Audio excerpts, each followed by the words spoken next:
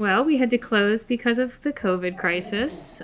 For several months, we were closed completely. We weren't here. The staff wasn't here. No patrons were here. And then I think in June, we started opening with contactless pickup.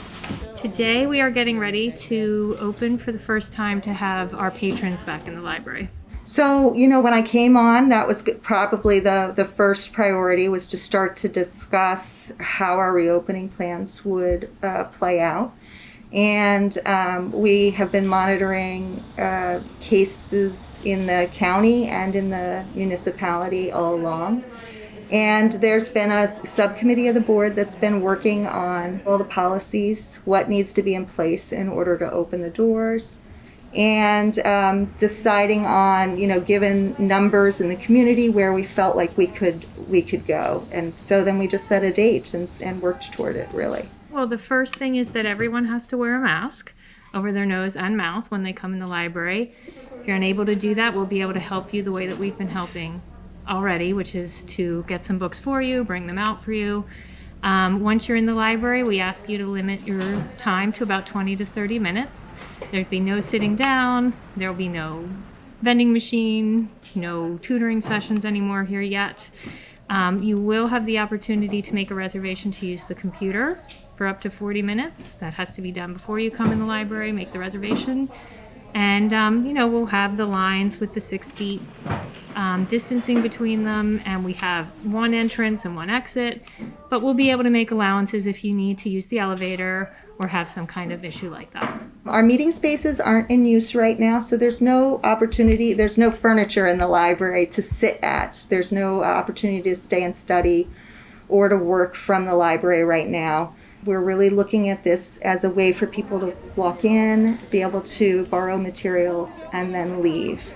We have a 30-person occupancy limit. That means we'll only be letting 30 people in at a time. So there is a chance that people will have to wait outside for a little bit before they can come in until somebody else leaves the library. And then there's shielding at all the desks, so that when you go up to a desk, there's a shield there between you and the checkout people. So we have sanitizing wipes set up all around the library. So for high-touch areas like the catalog computers, a patron is welcome to wipe it down before they use the computer. After it's used, the librarians are keeping an eye on those keyboards and things, and they'll get up and clean them. The same with the regular computers. Basically, we're open for a 4 or 5 hour window each day, and at the end of that window of open time, we go around and we're cleaning all the shields and the counters. So all those things are put into place to keep things safe for the public. Unfortunately, it's not going to be the play destination that it has typically been. We are prioritizing safety measures as far as the toys, being a surface that kids are touching and spreading germs. So we did have to put all of that away. However, we still want to provide a lot of really fun materials and really focus on the collection being a place to find fun, surprising new things, as well as our virtual programs are continuing, and we're trying to also provide some activities that kids can do and families can do at home through videos that we'll be providing, as well as pickup materials and some interactive opportunities on our website. It's hard, when you're online, to actually look through and know which books you want. Yeah. So it's good to be able to look at all the books in person. Nice. Yes, browsing for books is the most fun part.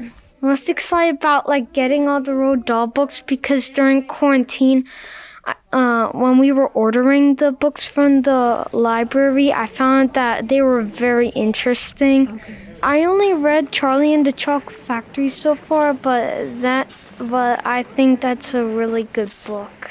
Our patrons are definitely eager to come back. We've had some people ask us why we're not open yet, why they're open down in Lower Merion and we're not, or at the shore, but we've been taking our time and making sure that we're doing everything just right. We are listening to all of those entities. So the state, the Office of Commonwealth Libraries has set out guidelines for libraries.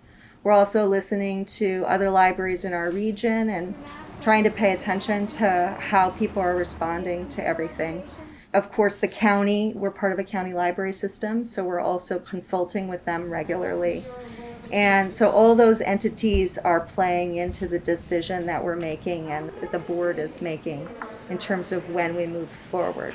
Right now, the state's guidelines are that you're not allowed to have indoor programming with more than 25 people, and of course it must be socially distanced. So we're aware of what their guidelines are, and we're kind of marrying that with the practices that are being put into place by all the libraries in our region. I think we're optimistic and hopeful about patrons' willingness to be cooperative, and especially with kids, what we've seen is they're very resilient and they're very adaptable to whatever is being required of them. So far what we've seen with kids just out in the community is they're willing to wear their masks because they understand that this is just our life now, and they see all the adults wearing their masks, and so kids have been so far been really good about wearing masks. So I think I have a hopeful feeling that families are going to be really willing to cooperate so that they can enjoy being in here and enjoy browsing the collection. I've been here 6 weeks now, and so far from what I can tell, the community is passionate about its library, and there's nothing better than to be a part of a library that is loved by its community.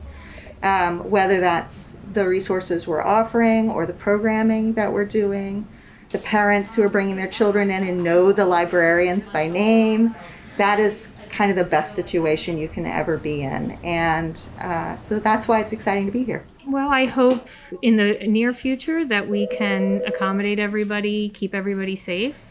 And then I hope as, everything improves with the virus that we can get back to 100% of programming and tutoring and having the kids come and play in the play area, story time, and just get back to normal.